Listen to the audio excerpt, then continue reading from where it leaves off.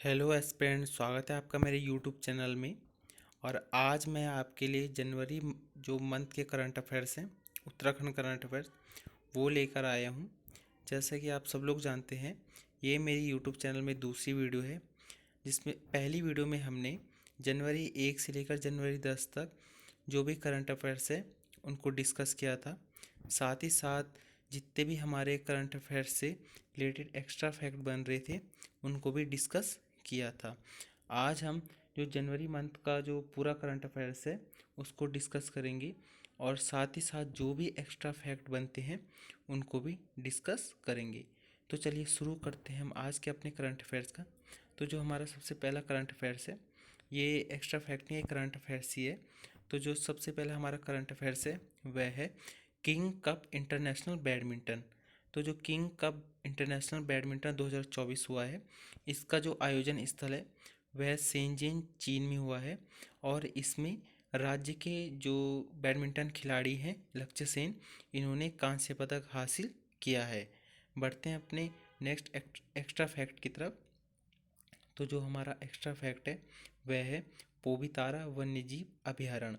तो जो पोबितारा वन्यजीव अभयारण्य है यह असम में स्थित है। बढ़ते हैं अपने नेक्स्ट करंट अफेयर्स की तरफ। तो जो हमारा नेक्स्ट करंट अफेयर्स है वह है विश्व ऑडियो विजुअल और मनोरंजन शिखर सम्मेलन वेव्स 2025। तो जो विश्व ऑडियो विजुअल और मनोरंजन शिखर सम्मेलन है इसे वेव्स कहा जाता है। और जो 2025 में इस सम्मेलन की मेज़बानी भारत करेगा, और यह भारत में जो गोवा राज्य है वहाँ इस सम्मेलन का आयोजन किया जाएगा। और जो यह वेव्स है यह मीडिया और मनोरंजन उद्योग के विकास को बढ़ावा देने के लिए आयोजित किया जा रहा है। बढ़ते हैं अपने नेक्स्ट करंट अफेयर्स की तरफ। तो जो हमारा नेक्स्ट करंट अफेयर्स है वह है शिक्षक चमोला को वर्ष 2024 का रत्न सम्मान। तो जो अखिलेश चंद्र चमोला को लोगों में नशे के प्रति ना करने की प्रतिज्ञा दिलाने का कार्य तथा हमारा गांव हमारा शहर हमारा आसपास का समाज नशा मुक्त रहे, इस पर लोगों को जागरूक करने के लिए 2024 का रत्न सम्मान मिला है। तो 2024 का रत्न सम्मान अखिलेश चंद्र चमोला जी को मिला है। और जो अखिलेश चंद्र चमोला जी हैं यह विकासखंड खिरसू के राजकीय इंटर कॉलेज सुमाड़ी में हिंदी के अध्यापक हैं। बढ़ते हैं अपने नेक्स्ट करंट अफेयर्स की तरफ। तो जो हमारा नेक्स्ट करंट अफेयर्स है वह है 12 जनवरी को अंतर्राष्ट्रीय प्रवासी उत्तराखंड सम्मेलन आयोजित। तो जो 12 जनवरी है उस दिन को अंतर्राष्ट्रीय प्रवासी उत्तराखंड सम्मेलन आयोजित किया जाएगा। और जो इसका आयोजन स्थल है यह देहरादून है। तो देहरादून में 12 जनवरी को अंतर्राष्ट्रीय प्रवासी उत्तराखंड सम्मेलन आयोजित किया जाएगा। बढ़ते हैं अपने नेक्स्ट करंट अफेयर्स की तरफ। तो जो हमारा नेक्स्ट करंट अफेयर्स है महिला सारथी योजना। तो राज्य सरकार ने ओला उबर की तर्ज पर महिला सारथी यात्रियों को उनके गंतव्य तक जो पहुंचाने के लिए महिला सारथी योजना की शुरुआत की है। और जो यह परियोजना है यह पायलट तौर पर देहरादून से शुरू की जाएगी। तो राज्य सरकार ने महिला सारथी जो योजना की शुरुआत देहरादून से की है। बढ़ते हैं अपने नेक्स्ट करंट अफेयर्स की तरफ। तो जो हमारा नेक्स्ट करंट अफेयर्स है वह है उत्तराखंड में परिवार पहचान पत्र योजना शुरू होगी। तो जो उत्तराखंड सरकार है उसने राज्य में निवास कर रहे लोगों का डाटा बैंक तैयार करने के लिए इस योजना को सुनिश्चित किया है। और इस योजना से केवल लाभ पात्र व्यक्ति जो कि राज्य के हैं उनको ही लाभ मिलेगा। और जो यह उत्तराखंड में परिवार पहचान पत्र योजना है, यह जो योजना है वह उत्तराखंड हरियाणा की तर्ज पर कर रहा है। तो इससे पहले जो परिवार पहचान पत्र योजना थी वह हरियाणा में शुरू की गई थी, और अब उत्तराखंड हरियाणा की तर्ज पर इस योजना को शुरू कर रहा है। बढ़ते हैं अपने नेक्स्ट करंट अफेयर्स की तरफ। तो जो हमारा नेक्स्ट करंट अफेयर्स है वह है मुख्यमंत्री उड़न खटोला योजना। तो जो मुख्यमंत्री उड़न खटोला योजना है इसकी शुरुआत 10 अक्टूबर 2024 को हुई थी। और यह इसके नाम ही से स्पष्ट है, यह एक हेली सेवा है जिसकी शुरुआत देहरादून के सहजदारा से हुई थी। बढ़ते हैं अपने नेक्स्ट करंट अफेयर्स की तरफ। तो जो हमारा नेक्स्ट करंट अफेयर्स है वह है उत्तराखंड में 38वें राष्ट्रीय खेल। तो जो उत्तराखंड में राष्ट्रीय खेल हो रहे हैं, यह जो संस्करण है यह 38वां है। और जो यह राष्ट्रीय खेल है यह 28 जनवरी से 14 फरवरी तक आयोजित होंगे और इसमें कुल 35 खेल शामिल किए जाएंगे। यहाँ पे 34 नहीं होगा, यहाँ पे 35 होगा। तो इसमें कुल 35 खेल शामिल किए जाएंगे। और जो इन 35 खेलों में दो नए खेल शामिल किए गए हैं जिनका नाम मल्लखम्ब तथा योग है। जो मल्लखम्ब तथा योग है, यह जो नए खेल हैं यह 35 खेलों में शामिल किए जाएंगे। अगर हम उत्तराखंड राष्ट्रीय खेल के शुभंकर की बात करें, जो 38वें राष्ट्रीय खेल के शुभंकर की बात करें, तो यह मोनाल, जिसका शॉर्ट नेम मौली है, वह है। जो मोनाल है वह उत्तराखंड का राज्य पक्षी है, तो शुभंकर मोनाल को बनाया गया है। अगर हम 38वें राष्ट्रीय खेल की गान की बात करें तो इसका गान है आन बान शान ले शौर्य का प्रमाण दे। और अगर 38वें राष्ट्रीय खेल की मसाल के नाम की बात करें तो इसकी मसाल का नाम है तेजस्विनी। और जो मसाल है यह जो लेकर आए थे, यह मनीष रावत जो कि भाला फेंक खिलाड़ी हैं, वह इस मसाल को लेकर आए थे। जो 38वें राष्ट्रीय खेल की मसाल है इसमें ब्रह्मकमल, गंगा और ऐपण के चित्र दर्शाए गए हैं। 38वें राष्ट्रीय खेल का उद्घाटन स्थल देहरादून के राजीव गांधी इंटरनेशनल स्टेडियम में होगा तथा इसका समापन स्थल हल्द्वानी में होगा। अगर 38वें राष्ट्रीय खेल की लोगो की बात करें तो इसका लोगो है संकल्प से शिखर तक। और जो 38वें राष्ट्रीय खेल के एंथम या गीत, यह ईशान डोभाल ने तैयार किया है। अगर हम इसके थीम सॉन्ग की बात करें तो 38वें राष्ट्रीय खेल का थीम सॉन्ग है हल्ला धूम धड़क्का। और जो ये हल्ला धूम धड़क्का थीम सॉन्ग है यह पांडवास ने तैयार किया है। पांडवास जो कि उत्तराखंड का एक पॉपुलर जो कि एक बैंड है, जो कि उत्तराखंड के जो जितने भी सॉन्ग है वो बनाते हैं तथा जितने भी कॉन्सर्ट होते हैं उनको करता है। जो उत्तराखंड राज्य है वह राज्य खेलों के साथ शीतकालीन राष्ट्रीय खेलों का एक साथ आयोजन कराने वाला पहला राज्य है। तो जो उत्तराखंड राज्य है वह जो 38वें राष्ट्रीय खेल है उनकी मेज़बानी भी कर रहा है तथा जो शीतकालीन राष्ट्रीय खेल है उसका आयोजन भी करा रहा है। अगर हम 37वें राष्ट्रीय खेल की बात करें तो जो 37वें राष्ट्रीय खेल है वह गोवा में आयोजित किए गए थे और जिसमें उत्तराखंड ने 25वां स्थान प्राप्त किया था। जो 37वें राष्ट्रीय खेल थे जो कि गोवा में आयोजित किए गए थे उसमें उत्तराखंड ने 3 गोल्ड, 6 सिल्वर और 14 ब्रॉन्ज मेडल, कुल 23 पदक जीते थे। तो उत्तराखंड ने 37वें राष्ट्रीय खेल में कुल 23 पदक जीते थे जिसमें कि 3 गोल्ड, 6 सिल्वर और 14 ब्रॉन्ज मेडल शामिल थे। जो उत्तराखंड राज्य की वर्तमान खेल मंत्री है वह रेखा आर्य है। अगर हम राष्ट्रीय खेलों की बात करें तो राष्ट्रीय खेलों की शुरुआत 1924 में लाहौर में हुई थी और 1940 में इसे नेशनल गेम के नाम से जाना जाने लगा। तो राष्ट्रीय खेलों की शुरुआत 1924 में लाहौर से हुई थी और 1940 में इसे नेशनल गेम के नाम से जाना जाने लगा। 1948 में आज़ाद भारत में पहली बार राष्ट्रीय खेलों का आयोजन लखनऊ से किया गया। तो जब हमारा भारत आज़ाद हुआ था 1947 में, तो उसके अगले साल ही आज़ाद भारत में पहली बार राष्ट्रीय खेलों का आयोजन लखनऊ से किया गया। और पहली बार जो राष्ट्रीय खेलों की शुरुआत जो आयोजन हुआ था वो कहाँ हुआ था, 1924 में लाहौर में हुआ था। आइए बात करते हैं उत्तराखंड के कुछ पारंपरिक खेल, जिसमें कि पहला है बट्टी, जिसको गुट्टी, ग्वाट, दाणी तथा पांची भी कहा जाता है। यह जो खेल है यह 5 पत्थरों से खेला जाता है और जो इसमें कुन्नी और कोठा है यह बट्टी का खेल का ही एक रूप है जो कि जब हम इसे खेलते हैं तो इसमें आता है। बाघ चुनना, कुत्ता चुनना बट्टी खेल का ही एक रूप है और झपट्टा भी इसी बट्टी के खेल का एक रूप है। जो उत्तराखंड का दूसरा पारंपरिक खेल है वह है बाघ बकरी। जो बाघ बकरी है यह 2 खिलाड़ी खेलते हैं जिसमें एक खिलाड़ी 4 बाघ व दूसरा खिलाड़ी 20 या 24 बकरियों से खेलता है। बढ़ते हैं अब अगले उत्तराखंड के पारंपरिक खेल की। तो उत्तराखंड का अगला पारंपरिक खेल है हिंगोड़। तो जो हिंगोड़ है यह हॉकी के जैसा एक खेल है और जो यह खेल है यह पूस के महीने दिसंबर और जनवरी में खेला जाता है। और जो हिंगोड़ है यह फसल की कटाई के बाद खेत खाली रहने पर खेला जाता है। जो हिंगोड़ है वह गोल्फ, जैसे गोल्फ खेला जाता है वैसे खेला जाता है, तो इसको उत्तराखंड का गोल्फ भी कहा जाता है। जो हमारा नेक्स्ट पारंपरिक खेल है वह है पिट्ठू। तो जो पिट्ठू है वह दो टीमों के मध्य खेला जाता है। जो हमारा अगला पारंपरिक खेल है वह है मुर्गा झपट। तो मुर्गा झपट क्या है, तो इसमें दो खिलाड़ियों के बीच एक गोलाकार आकृति के अंदर यह खेला जाता है। इसमें दोनों व्यक्तियों को एक हाथ अपने कंधे पर रखकर तथा दूसरे हाथ से अपने पैर को पकड़कर बल लगाकर एक दूसरे को गोले से बाहर फेंकना होता है। इस मुर्गा झपट जो खेल है इसमें दोनों टीमों में छः छः खिलाड़ी होती है और खेल वजन के अनुसार खेला जाता है। यानी वजन के अनुसार इसमें जो एक दूसरे खिलाड़ी खेलते हैं वह खेलते हैं। बढ़ते हैं अपने नेक्स्ट करंट अफेयर्स की तरफ। तो जो हमारा नेक्स्ट करंट अफेयर्स है ये हमने शुरुआत में ही इसके बारे में डिस्कस कर लिया था, तो एक बार से दोबारा इसमें चर्चा कर लेते हैं। तो जो हमारा करंट अफेयर्स है वह है लक्ष्य सेन ने किंग कप इंटरनेशनल बैडमिंटन 2024 में कांस्य पदक जीता।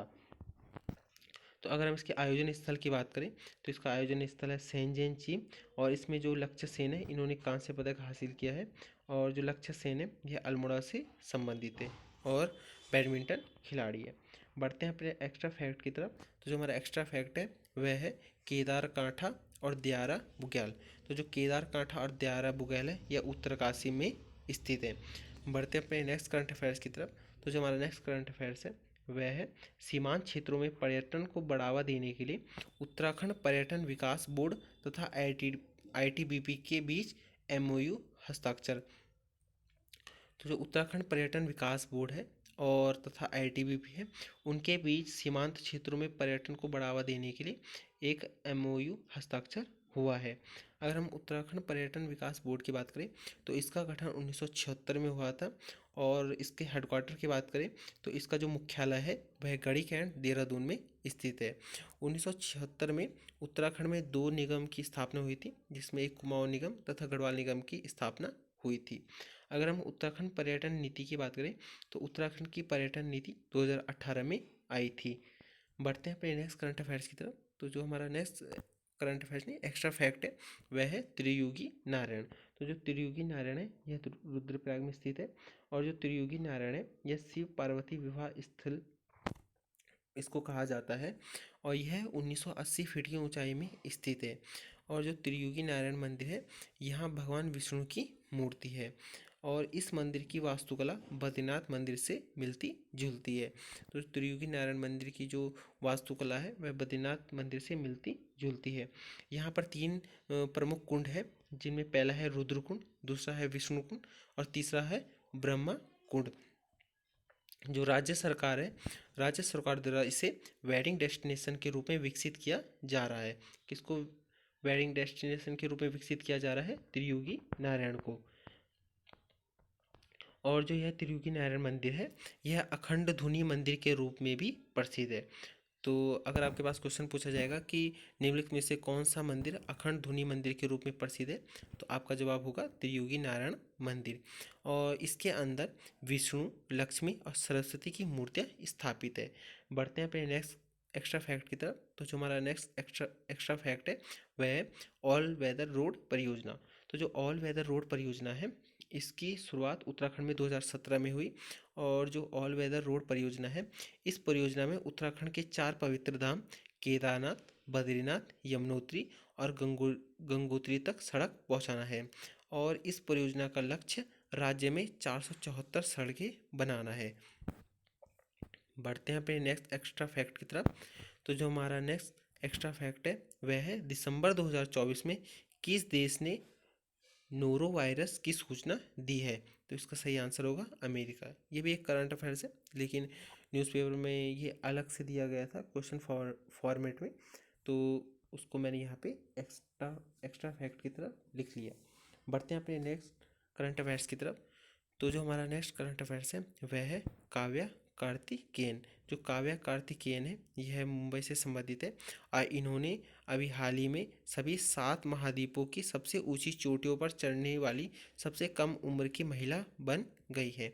तो जो काव्या कार्तिकेयन है इन्होंने जो सभी 7 महाद्वीपों की सबसे ऊंची चोटियाँ में चढ़ गई है और यह सबसे कम उम्र की महिला बन गई है। तो आइए बात करते हैं सारी की सारी महाद्वीप की 7 चोटियों के बारे में। तो सबसे पहला महाद्वीप है एशिया। तो एशिया की जो सर्वोच्च चोटी है वह माउंट एवरेस्ट है। अगर इसकी ऊंचाई की बात करें तो यह 8,848.86 मीटर है। अगर हम माउंट एवरेस्ट की बात करें तो इसको नेपाल में सागर माथा कहते हैं, तिब्बत में इसे चोमो लांगमा कहते हैं, संस्कृत में इसे देवगिरी कहा जाता है तथा चीन में इसे क्यूमो लंगमा कहा जाता है। 1852 में इसे पृथ्वी की सबसे ऊंची चोटी माना। और एडमंड हिलेरी और तेंजिंग जो नॉर्गे थे उन्होंने 1953 में इसके शिखर पर पहुंचे थे। और जो माउंट एवरेस्ट है इसे चोटी 15 भी कहा जाता है।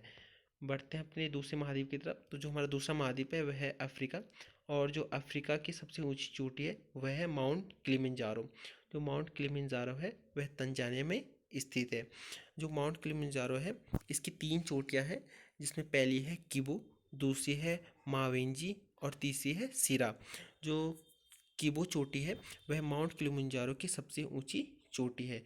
और जो माउंट किलिमंजारो है यह एक निष्क्रिय ज्वालामुखी है। बढ़ते हैं अपने तीसरे महाद्वीप की तरफ। जो हमारा तीसरा महाद्वीप है यह है उत्तरी अमेरिका। तो उत्तरी अमेरिका की सर्वोच्च चोटी की बात करें तो वह है डेनाली, जिसको कि माउंट मैकिनले भी कहा जाता है, यह है।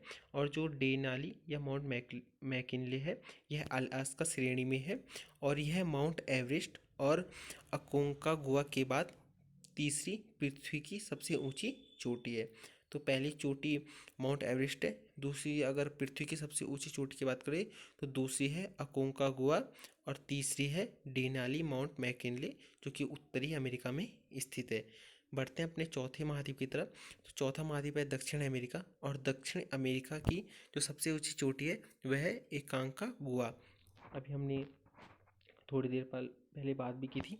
जो एकांकागुआ है वह पृथ्वी की दूसरी सबसे ऊंची चोटी है। जो एकांकागुआ है यह एंडीज पर्वत श्रृंखला में स्थित है और हिमालय के बाहर पृथ्वी की सबसे ऊंची चोटी है। क्योंकि यह हिमालय में स्थित नहीं है तो हिमालय के बाहर पृथ्वी की सबसे ऊंची चोटी एकांकागुआ है। बढ़ते हैं अपने नेक्स्ट महाद्वीप की तरफ। तो जो हमारा नेक्स्ट महाद्वीप है वह है यूरोप। और यूरोप की सबसे ऊंची चोटी माउंट एल्ब्रस है। और जो माउंट एल्ब्रस है वह काकेशस पर्वतमाला में स्थित है। बढ़ते हैं अपने नेक्स्ट महाद्वीप की तरफ। तो जो हमारा नेक्स्ट महाद्वीप है वह है अंटार्कटिका। और अंटार्कटिका की सबसे ऊंची चोटी माउंट विंसन है। जो माउंट विंसन है वह एल्सवर्थ पर्वत की सेंटिनल रेंज में स्थित है और लिंकन एल्सवर्थ ने 1935 में इसकी खोज की थी। तो अंटार्कटिका की सबसे ऊंची चोटी कौन है? Mount Vinson. बढ़ते हैं अपने नेक्स्ट महाद्वीप की तरफ। तो जो हमारा नेक्स्ट महाद्वीप है वह है ऑस्ट्रेलिया। तो ऑस्ट्रेलिया की सबसे ऊंची चोटी माउंट कोसियुस्को है। जो माउंट कोसियुस्को है वह न्यू साउथ वेल्स राज्य में है और यह ऑस्ट्रेलिया के स्नोई पर्वत में स्थित है।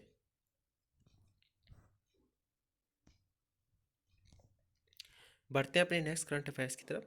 तो जो हमारा नेक्स्ट करंट अफेयर्स है वह है 20 फरवरी से पंतनगर में होगा कृषि विज्ञान सम्मेलन। तो जो 17वां कृषि विज्ञान सम्मेलन है वह 20 फरवरी को गोविंद बल्लभ पंत कृषि एवं प्रौद्योगिकी परिषद विश्वविद्यालय पंतनगर में आयोजित किया जाएगा। तो जो 17वां कृषि विज्ञान सम्मेलन है यह पंतनगर गोविंद बल्लभ पंत कृषि एवं प्रौद्योगिकी परिषद विश्वविद्यालय में आयोजित किया जाएगा। बढ़ते हैं अपने नेक्स्ट करंट अफेयर्स की तरफ। तो जो हमारा नेक्स्ट करंट अफेयर्स है वह है सरनौली सतोड़ी सरुताल ट्रैक यमुनोत्री को विकसित किया जाएगा। इसमें जो हमारा इंपॉर्टेंट पॉइंट है वह है सरुताल बुग्याल। तो जो सरुताल बुग्याल है यह उत्तरकाशी में स्थित है और इसे 2024 का ट्रैक ऑफ द ईयर घोषित किया गया। और जो शिमला पास जो कि पिथौरागढ़ में स्थित है इसको भी 2024 में ट्रैक ऑफ द ईयर घोषित किया गया। तो 2024 में जो दो फेमस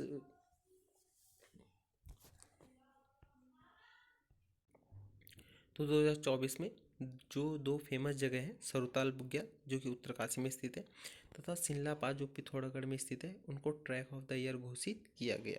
जो सिनला पास पिथौरागढ़ में स्थित है यह दारमा घाटी में बिदांग को कुथी यांगती घाटी में जोलिंगकोंग झील से जोड़ता है और जो जोलिंगकोंग झील है यह पिथौरागढ़ में स्थित है।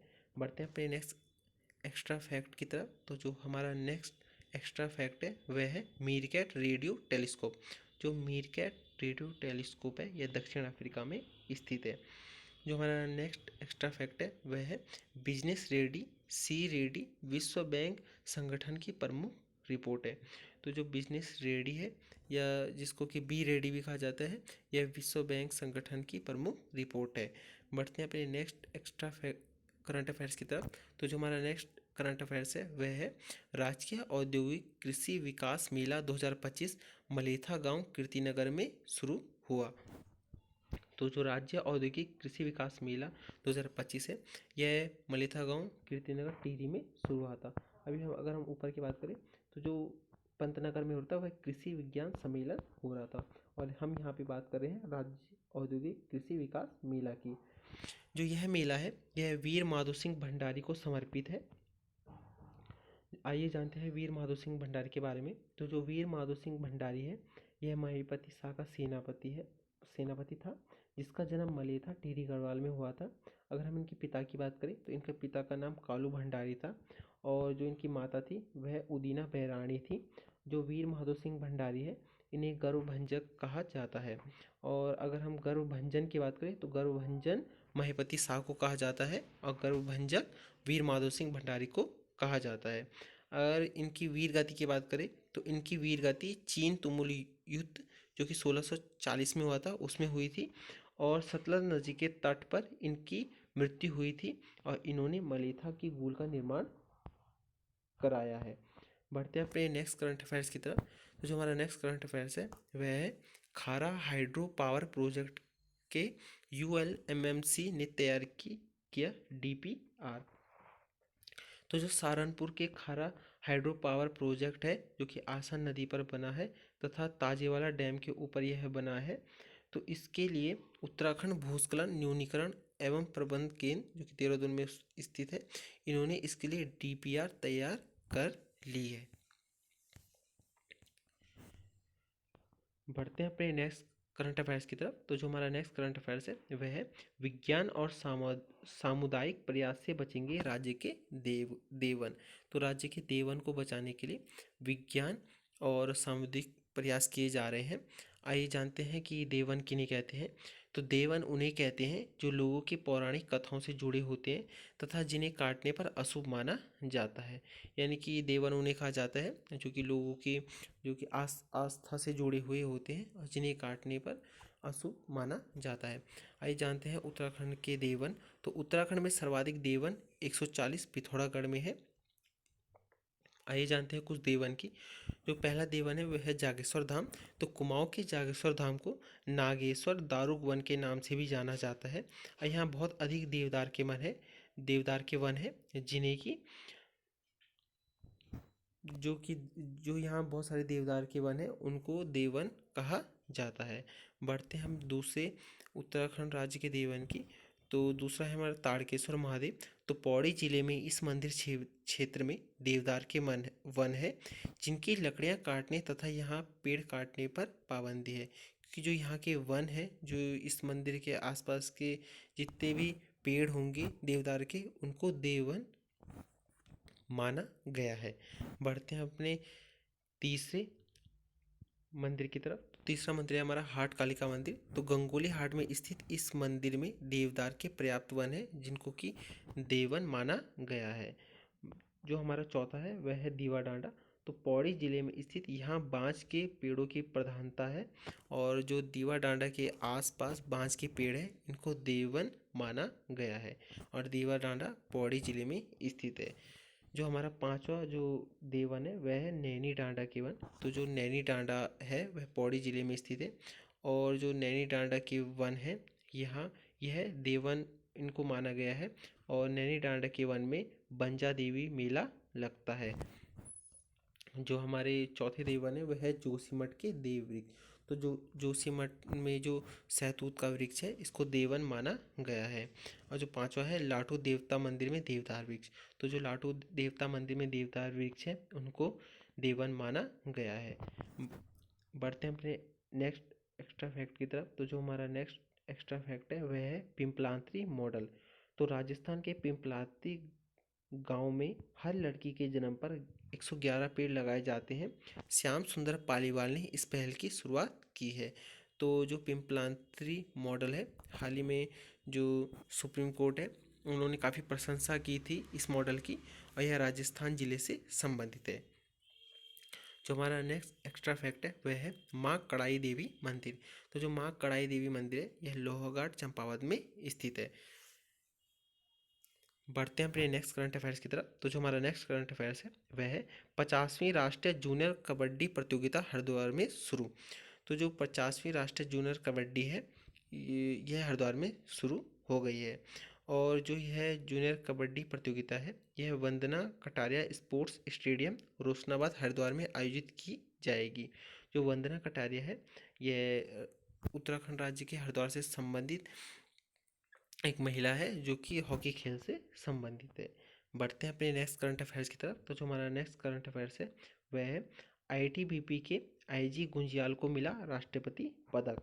तो जो व्यास घाटी के ग्राम गुंजी निवासी आईटीबीपी में तैनात आईजी संजय गुंजियाल को उड़ीसा के भुवनेश्वर में आयोजित बल के स्थापना दिवस की परेड पर केंद्रीय गृह राज्य मंत्री नित्यानंद राय ने उत्कृष्ट सेवा के लिए राष्ट्रपति पुलिस पदक से सम्मानित किया।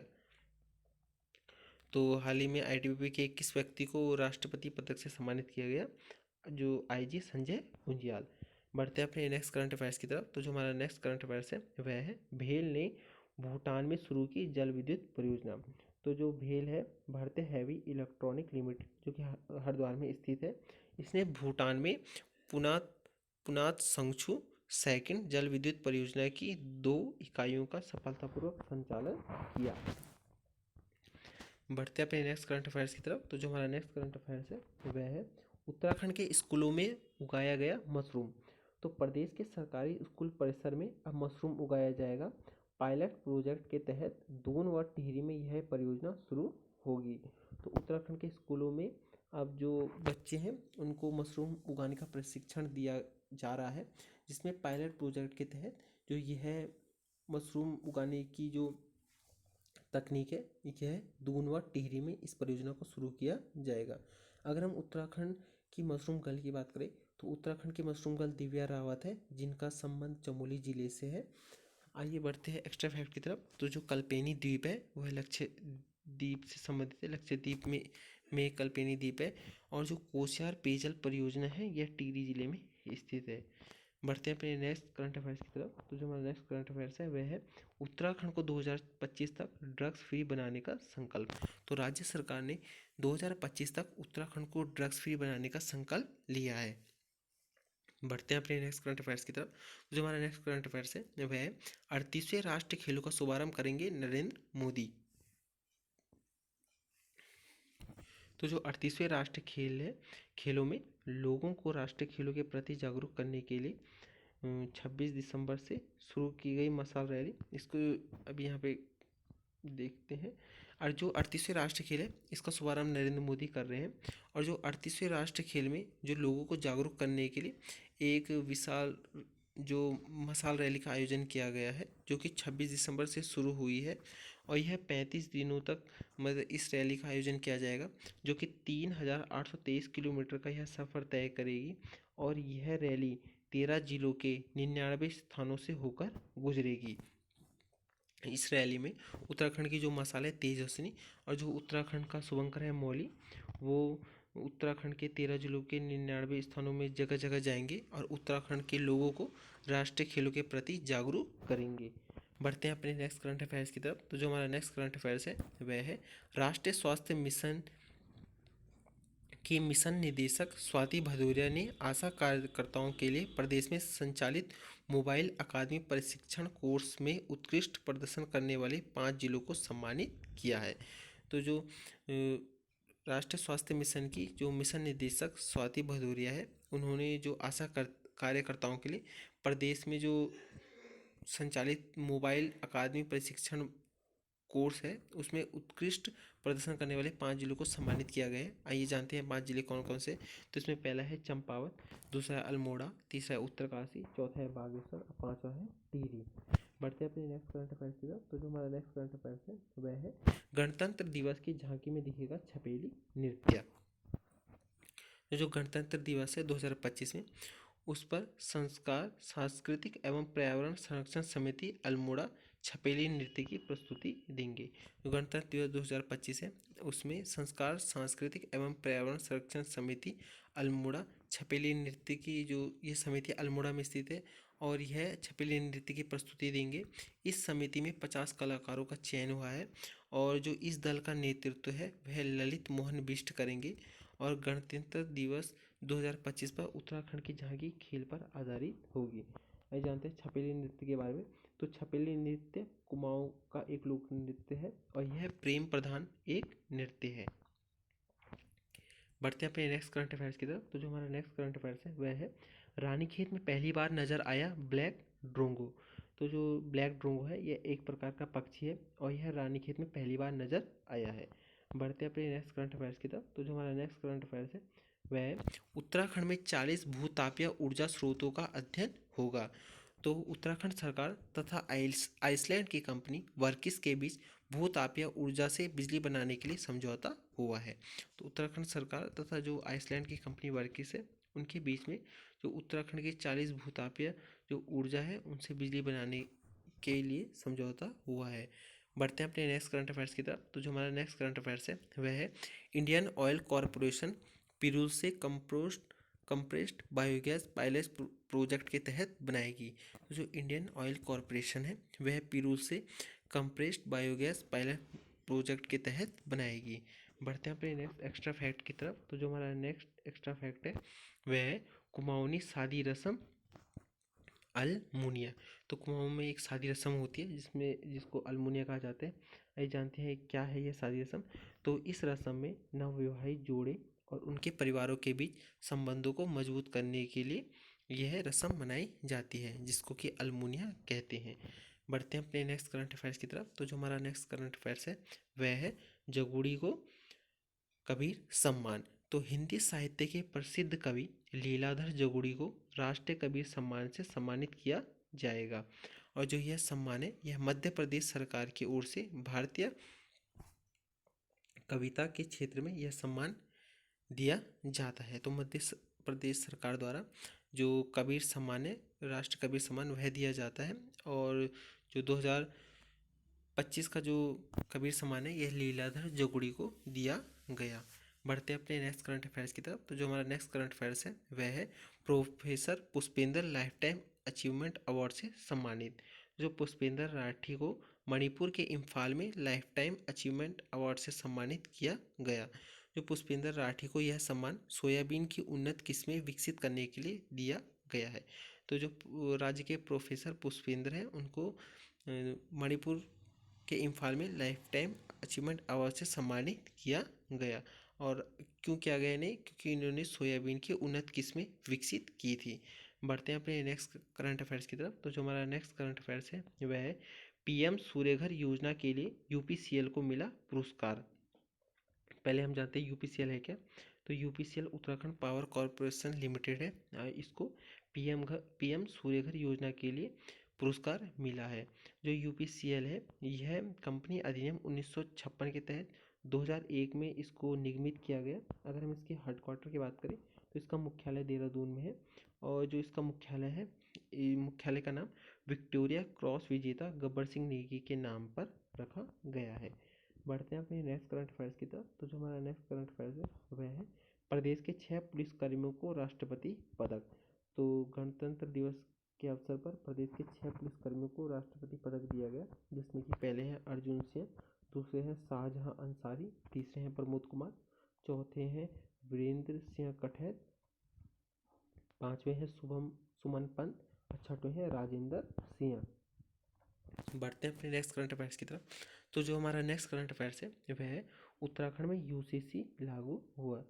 ये आने वाले एग्जामों के लिए मुझे लगता है सबसे ज़्यादा इम्पोर्टेंट है क्योंकि इससे 101% क्वेश्चन पूछा जाएगा। तो चलिए इसके बारे में देखते हैं। जो उत्तराखंड में जो यूसीसी है समान नागरिक संहिता जो लागू करने वाला उत्तराखंड देश का पहला राज्य बन गया है। और जो यूसीसी है समान नागरिक संहिता यह अनुच्छेद 44 में इसका वर्णन है। और आज़ादी से पहले गोवा एकमात्र राज्य था जिसमें यूसीसी 1867 में लागू हुआ था। और जो 1867 है, इस वक्त British governor Lord John Lawrence था। और जो उत्तराखंड है, यह आज़ादी के बाद यूसीसी लागू करने वाला देश का पहला राज्य बन गया है। जो समाज नागरिक संहिता है, इसके लिए 27 मई 2022 को एक विशेषज्ञ समिति का गठन किया गया था, जो जिसमें कि 5 सदस्य थे। आइए जानते हैं इन 5 सदस्यों के बारे में। तो जो पहले थे वह है रंजना प्रकाश देसाई, जो इस समिति के अध्यक्ष थे। दूसरे हैं प्रमोद कोहली, तीसरे हैं शत्रुघ्न सिन्हा, चौथे हैं मनु गौर और पांचवे है सुरेखा डंगवाल। और जो ये समिति का गठन किया गया था, तो इस समिति ने अपनी रिपोर्ट 2 फरवरी 2024 को सरकार को सौंपी थी, और तथा 8 मार्च 2024 को विधानसभा में यह विधेयक पारित किया गया था और यह पास हो गया था। 8/6 को यह विधानसभा में पेश किया गया था और 8 मार्च 2024 को यह विधानसभा में पास हो गया था तथा 12 मार्च 2024 को इस अधिनियम पर राष्ट्रपति का अनुमोदन मिल गया था और 27 जनवरी 2024 को यह पूरे राज्य में लागू हो गया था। जो उत्तराखंड में जो यूसीसी लागू हुआ है, तो यूसीसी लागू करने से पूर्व 9 देशों का अध्ययन किया गया। जो 9 देशों में जो यूसीसी है उसका अध्ययन किया गया। यह 9 देश कौन कौन से?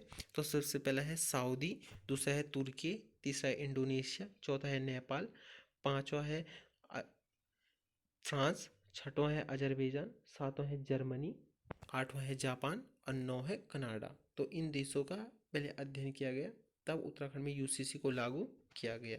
बढ़ते हैं अपने नेक्स्ट करंट अफेयर्स की तरफ। तो जो हमारा नेक्स्ट करंट अफेयर्स है वह है वंचित वर्ग की 52 बालिकाओं का जीवन बदलेगा ड्रोन। तो प्रदेश के दूर दराज के इलाकों से आने वाली 52 बालिकाएं ड्रोन दीदी बनने जा रही हैं। इसमें जो 52 बालिकाएं हैं, इनको ड्रोन का प्रशिक्षण दिया जाएगा राज्य सरकार द्वारा। बढ़ते हैं अपने नेक्स्ट करंट अफेयर्स की तरफ। तो जो हमारा नेक्स्ट करंट अफेयर्स है वह है द्वार मंडपम भवन दिखाएगा सांस्कृतिक झलक।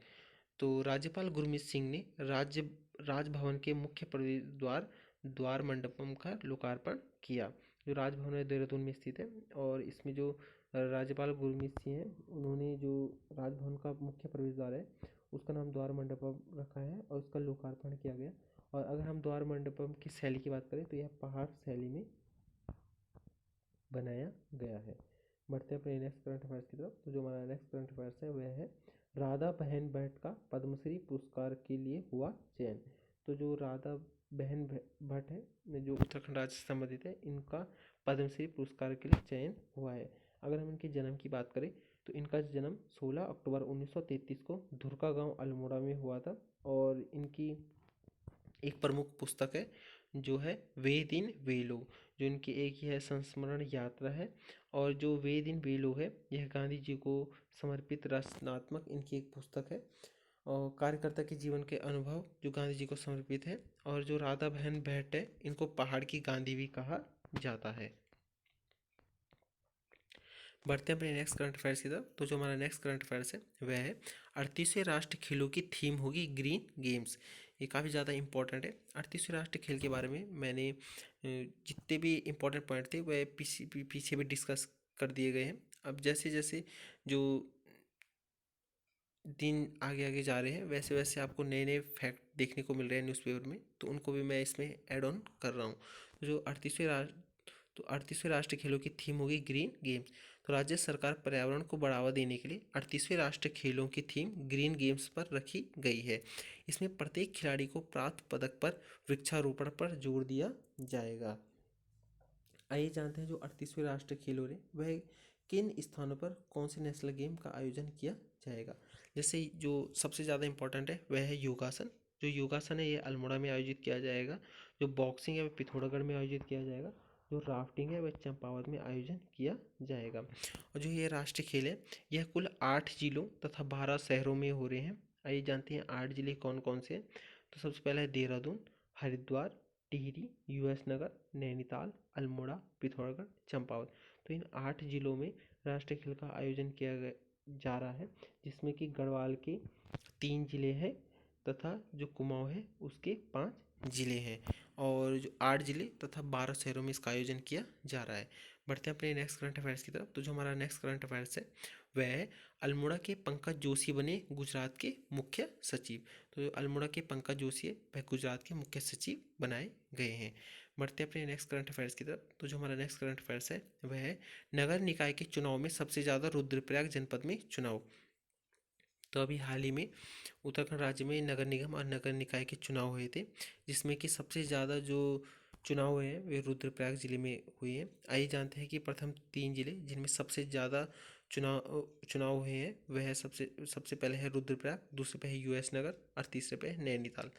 और जानते हैं कि अंतिम तीन जिले जिनमें कि सबसे कम मतदान हुआ है, तो उसमें सबसे पहला है देहरादून, दूसरा है उत्तरकाशी और तीसरा है टिहरी। बढ़ते हैं अपने नेक्स्ट करंट अफेयर्स की तरफ। तो जो हमारा नेक्स्ट करंट अफेयर्स है वह है घोन पंचायत दिल्ली में होगी सम्मानित। तो जो घोन पंचायत है जो कि थौलदार ब्लॉक टिहरी गढ़वाल की एक ग्राम पंचायत है, इसको जल जीवन और स्वच्छता अभियान के तहत किए गए सराहनीय कार्यों से राष्ट्रीय स्तर पर इसने पहचान बनाई है और इसको दिल्ली में सम्मानित किया जाएगा। तो घोन पंचायत कहाँ की है? थौलदार ब्लॉक टिहरी की। बढ़ते हैं अपने नेक्स्ट करंट अफेयर्स की तरफ। तो जो हमारा नेक्स्ट करंट अफेयर्स है वह है कर्तव्य पथ पर दिखेगी सांस्कृतिक विरासत व साहसिक खेल की झांकी। तो गणतंत्र दिवस 2025 पर उत्तराखंड की झांकी की थीम सांस्कृतिक विरासत व साहसिक खेल होगी। और उत्तराखंड की जो झांकी है उसको चौथे नंबर पर यह देखने को मिलेगी। और अभी मैंने आगे भी जो इसका करंट अफेयर्स जो लिखा है कि जो इस बार की जो उत्तराखंड की झांकी है उसको तीसरा स्थान प्राप्त हुआ है। बढ़ते हैं अपने नेक्स्ट करंट अफेयर्स की तरफ। जो हमारा नेक्स्ट करंट अफेयर्स है वह है 38वें राष्ट्रीय खेलों में किन स्थानों पर होंगे कौन से गेम। इसमें कुछ और जो गेम्स हैं वो मैंने इसमें जोड़े हैं। जैसे सबसे पहला है योगासन जो कि अल्मोड़ा में होगा, बॉक्सिंग पिथौरागढ़, और राफ्टिंग टनकपुर चंपावत में, जो साइकिलिंग एमटीबी है यानी माउंटेन वाली है वह भीमताल में आयोजित की जाएगी। जो मलखंभ है जो कि इस बार एक नया खेल जोड़ा गया था वह खटीमा में आयोजित किया जाएगा। और जो कालरी पायोटू है वह नैनीताल में आयोजित किया जाएगा। बढ़ते अपने नेक्स्ट करंट अफेयर्स की तरफ। तो जो हमारा नेक्स्ट करंट अफेयर्स है वह है प्रधानमंत्री को भेंट किया मसूरी का देवदार अंग अंग वस्त्र। तो 38वें राष्ट्रीय खेल के शुभारंभ में पुष्कर सिंह धामी ने नरेंद्र मोदी को मसूरी का देवदार अंगवस्त्र भेंट किया। जो यह अंगवस्त्र है यह सोहम हिमालय सेंटर जो कि बाला हिसार मसूरी में स्थित है उसने तैयार किया था। तो जो प्रधानमंत्री है उनको जो अंगवस्त्र भेंट किया गया था यह मसूर के देवदार वृक्ष का था। और इसको जो बनाया गया था वह सोहम हिमालय सेंटर ने इसको तैयार किया गया था। बढ़ते हैं अपने नेक्स्ट करंट अफेयर्स की तरफ। तो जो हमारा नेक्स्ट करंट अफेयर्स है वह है 38वें राष्ट्रीय खेल में देश के कुल 10,000 खिलाड़ी प्रतिभाग करेंगे।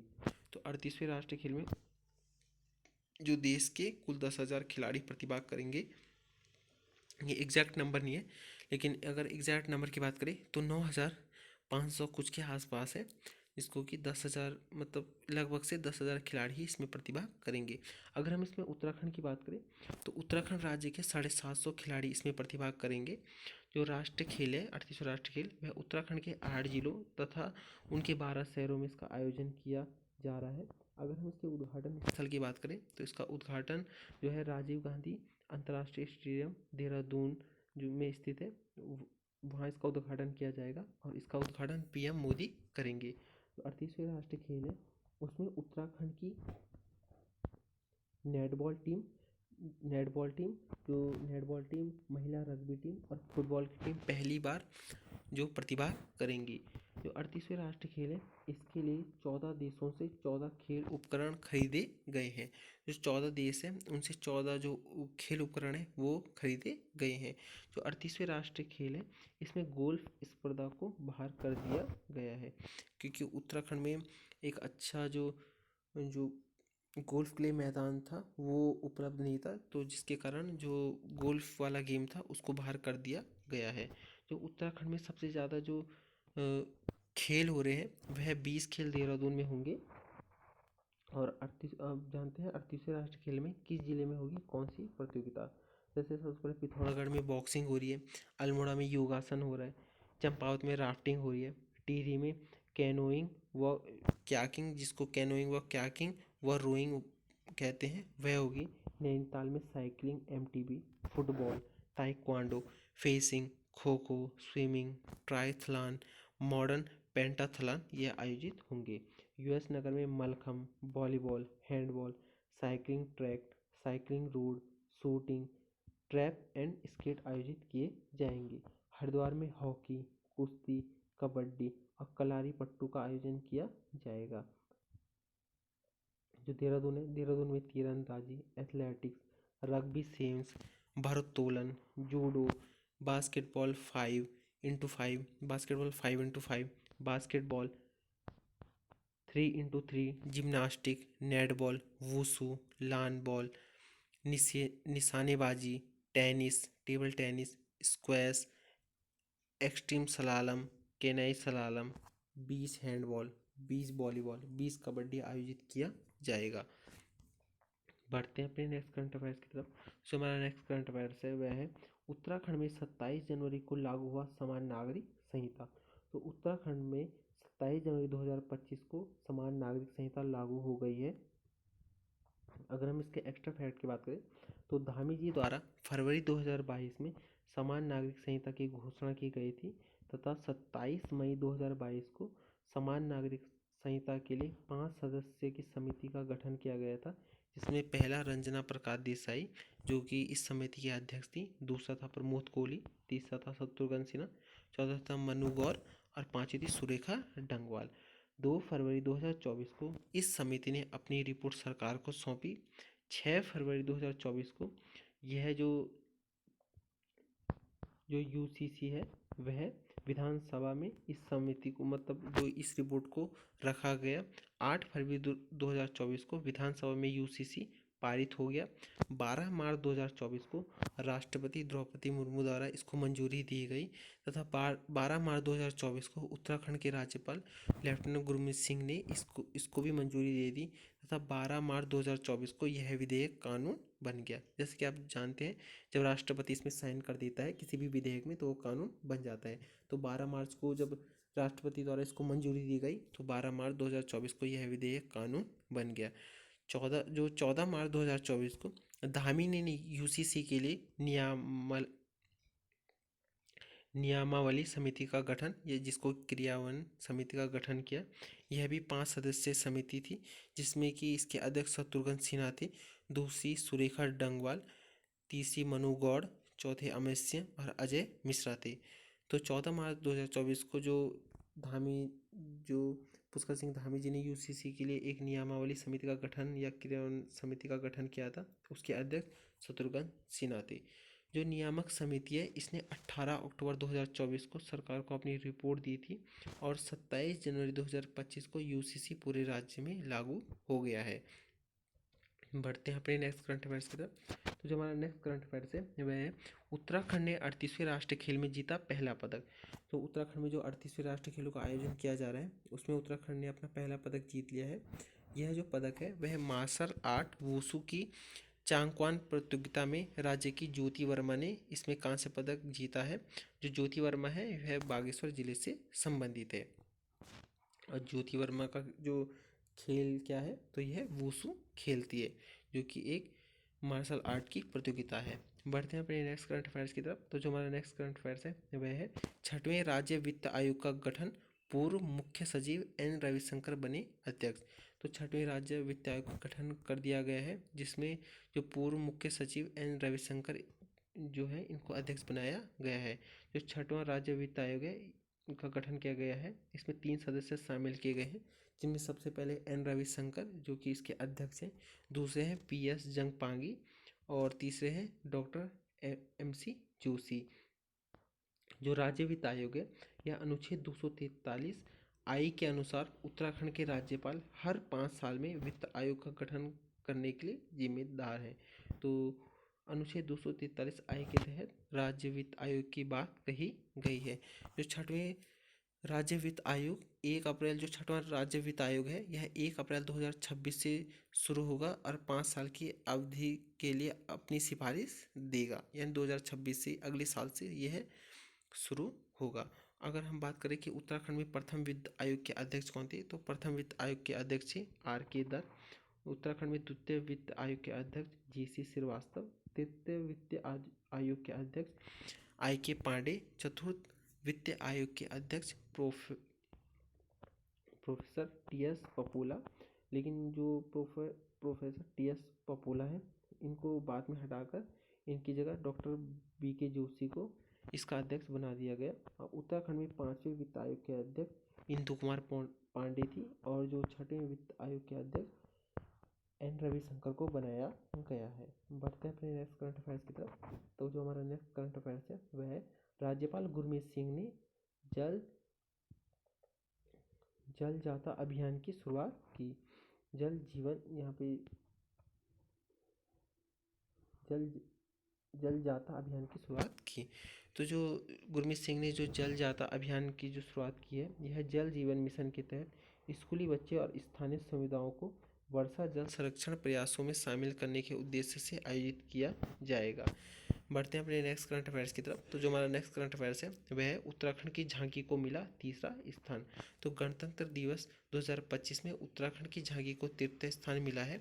अगर हम उत्तराखंड जो झांकी की थीम की बात करें तो इसकी थीम थी सांस्कृतिक विरासत एवं साहसिक खेल। अगर हम प्रथम पुरस्कार की बात करें तो प्रथम पुरस्कार गुजरात को प्राप्त हुआ है और जो द्वितीय पुरस्कार जो झांकी में मिला है वह यूपी को मिला है और तीसरा उत्तराखंड को मिला है। जो उत्तराखंड की झांकी है इसमें 16 कलाकारों ने भाग लिया था। आपने देखा होगा कि जब झांकी जाती रहती है तो साइड से कुछ जो लेडीज़ और जेंट्स है वो डांस करते हैं, तो इसमें कुछ 16 कलाकारों ने भाग लिया था। जो उत्तराखंड की झांकी का नेतृत्व संयुक्त निदेशक सूचना के एस चौहान ने किया था। और हाल ही में नई दिल्ली स्थित राष्ट्रीय रंगशाला शिविर में सांस्कृतिक कार्यक्रम में भी उत्तराखंड के कलाकारों को दूसरा स्थान मिला है। बढ़ते हैं अपने नेक्स्ट करंट अफेयर्स की तरफ। तो जो हमारा नेक्स्ट करंट अफेयर्स है वह है उत्तराखंड में पहली बार की जाएगी झरनों की संगणना।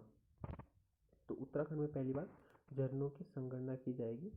आइए जानते हैं। तो लघु सिंचाई की 7वीं संगणना में पहली बार झरनों की संगणना भी की जाएगी। और जो यह 7वीं संगणना है इसमें पहली बार मोबाइल ऐप का इस्तेमाल किया जाएगा, यानी आपको ऐप में ही पूरी जानकारी उपलब्ध करा दी जाएगी।